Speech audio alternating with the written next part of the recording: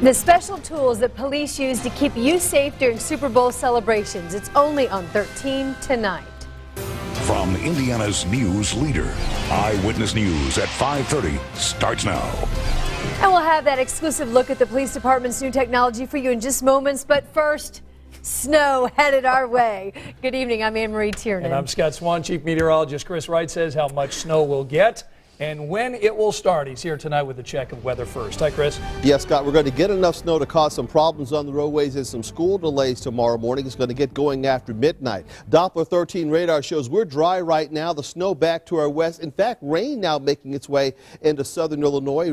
Snow going on in the northern part of Illinois, and that's all going to move our way. We'll be cold enough that it's going to be all snow for us, but this is not a very powerful system, not a lot of moisture with it, so not much snow is coming. In terms of temperatures right now, 36 here in the city, wind chill of 29, wind chill also at 29 in Muncie, feels like 24 right now in Columbus. For this evening, we'll stay with clouds by 11 o'clock. That's when the snow really gets started up in the Lafayette area, and it will continue to make its way across central Indiana overnight. Light snow is likely back to our northwest tonight, and by 2 o'clock in the morning from Kokomo down to Zionsville. By 4 o'clock in the morning, snow developing here in the city, and snow is going to be likely on through the morning rush hour. Coming up in the SkyTrack 13 forecast, I'll show you where the heaviest snow is going to fall. I'll also tell you when it's going to move out of town.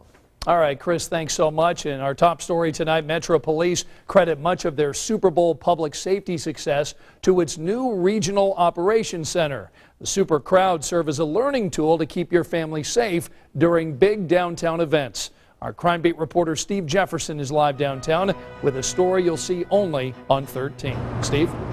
Well, Scott, all of us want to feel safe, especially when we're among a large crowd that could get out of control at any time. But even with the thousands of people that packed Georgia Street, technology like this camera at the corner of Georgia and Meridian helped police zero in on any problems during the Super Bowl celebration and nip it in the bud right away.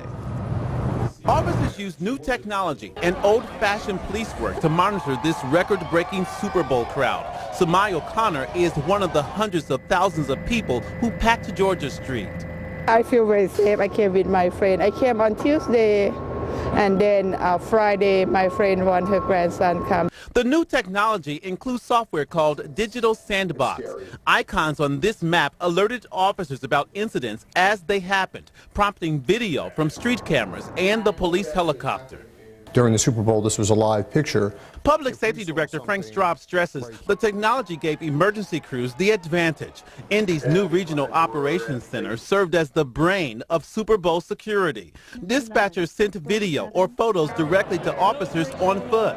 This is a police snapshot of Georgia Street Super Bowl Friday when the crowds grew the largest. A standing camera could look in on that and send the image to everybody's iPhone or to their Droid or to their iPad. Police not only watched through cameras and their helicopter, but also from this third-story window, giving them the ability to be Johnny on the spot every time something happened. That we're looking down on this crowd, doing an assessment of how many people, is there something going on in the crowd. Samai O'Connor felt so safe in Super Bowl crowds. I want to see this Georgia Avenue look like. She made a second visit to Georgia Street, knowing she would see officers watching out for everyone's safety throughout the Super Bowl village.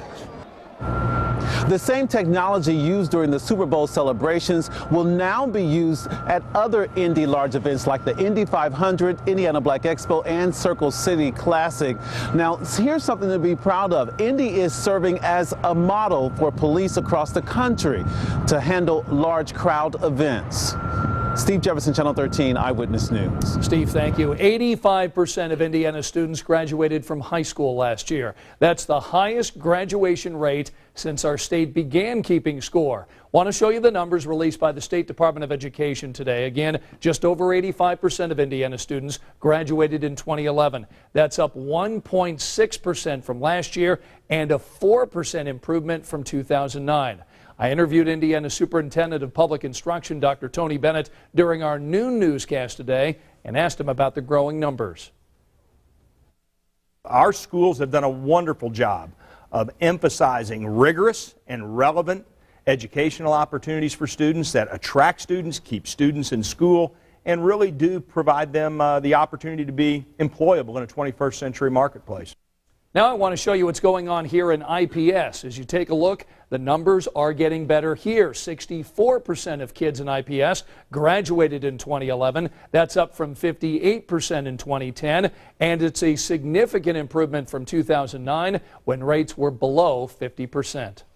President Barack Obama is calling for millions of dollars in new funding to improve math and science education, an effort he said would be crucial to the nation's long-term success. The president today said his upcoming budget proposal will include a request for $80 million from Congress. The president has set a goal of preparing more than 100,000 math and science teachers and training 1 million additional math, science, and technology graduates over the next decade. The number of available jobs in the U.S. has surged to a near 3-year high. The numbers released by the Labor Department today show companies and governments posted 3.38 million jobs in December. That is up from the 3.12 million the previous month and nearly matches the 3-year high that was reached back in September. The report on job openings follows Friday's optimistic figures where the unemployment rate dropped to 8.3%. And some changes for the white day camps around Central Indiana this summer. The registration will start this Saturday, February 11th, but this year summer camps will be 8 weeks long versus the traditional 10 weeks because most school districts have changed their summer calendar. The Y right now looking to hire about 400 camp counselors to run the program. If you'd like to learn more about these jobs or information about registering your child for camp, go to WTHR.com and click on Hot Topics. Well, if you need a job, there's a new study that suggests you're likely to find it in the apps built for smartphones, computer tablets, and Facebook. The demand for those applications has created 466,000 jobs in sales and technology in the United States since 2007. This is a report by technology trade group called TechNet.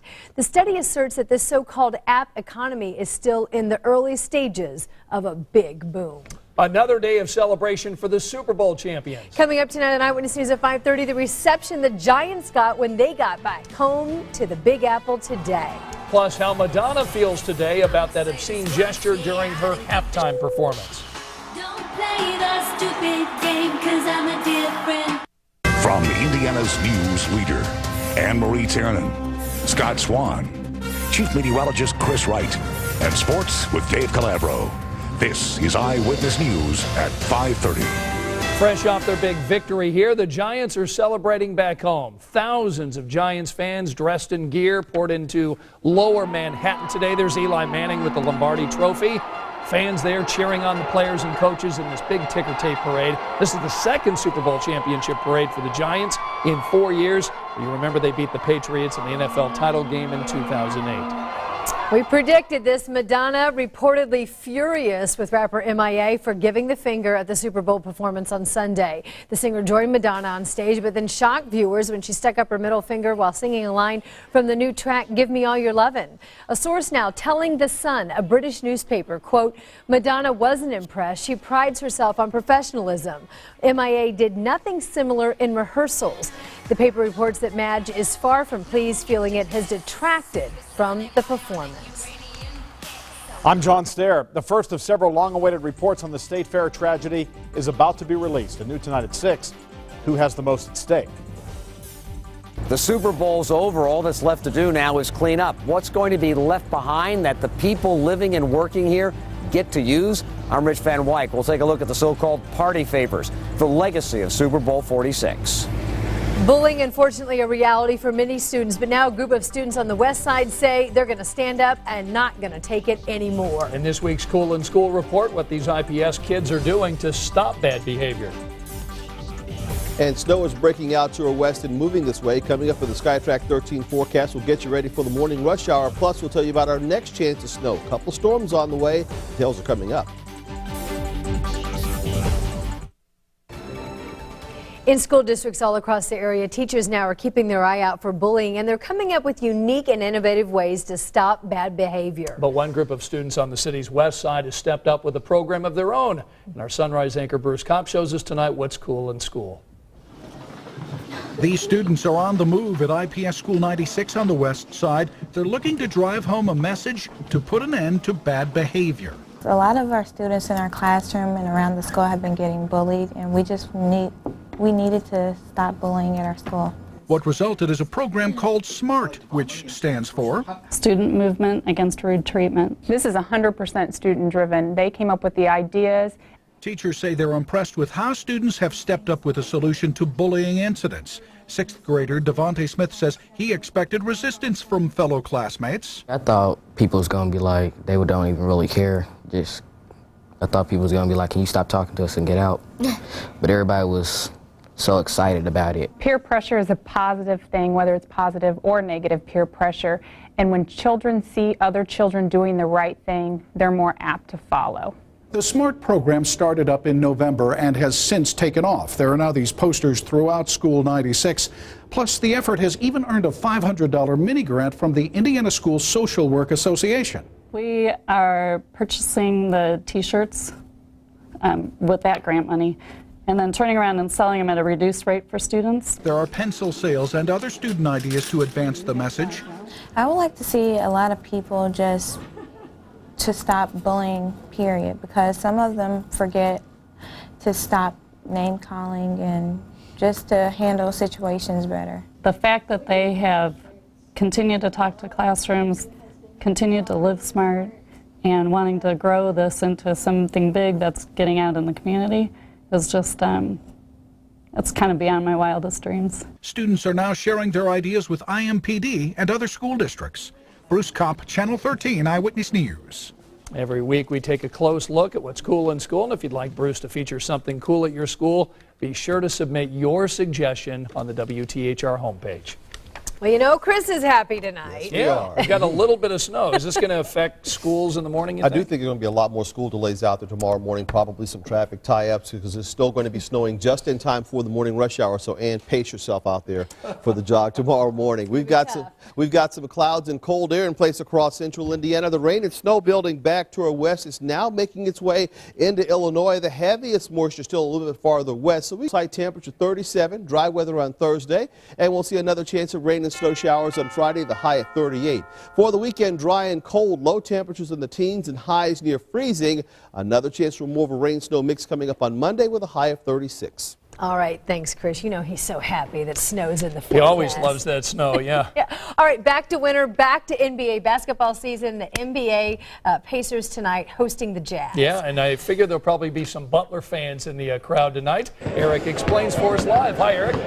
Hi, how are you guys doing? Not just Butler fans, but a couple of Butler players. They're here to see their former teammate, Gordon Hayward. We caught up with Gordon just a couple of minutes ago. He talks about his homecoming and his role as a starter coming up next.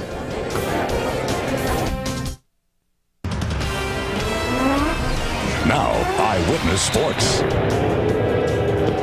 Welcome back. I'm Eric Yutzi, live here at Bankers Life Fieldhouse. Pacers hosting the Utah Jazz tonight.